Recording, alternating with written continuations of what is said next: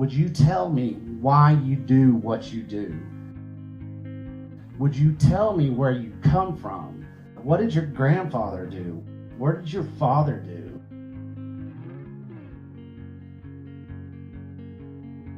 And you start developing a relationship that we don't really know how to do, because you can't do that through the digital space in which we live in anymore. You have to go out there with an intentionality that you know that if you have a chance to actually develop trust and respect with somebody, the American rancher producer is the person you need to be talking to.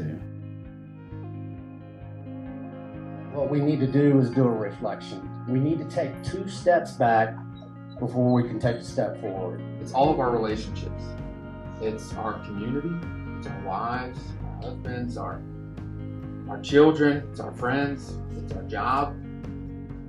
That is the place where God uses as His tapestry, as His template, to teach us who we are and what we need to do and how we need to act, who we need to be.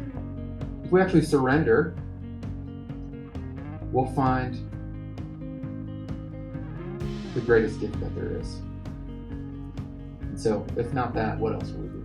I had to go through a lot of unlearning, deprogramming, unschooling, however you want to put it, to think through, okay, what do I value? How do I want to think? What's important to me? And then being able to center, my life around that. Food is your medicine.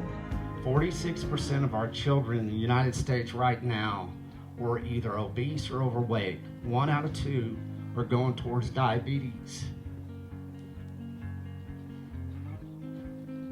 That's the children that are 5 years old, man.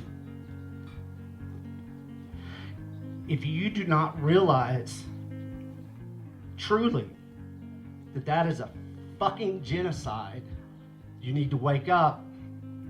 This is serious. It's happening. And they're hiding it from the general public. It's times like these that we define who we are. It's time to step up.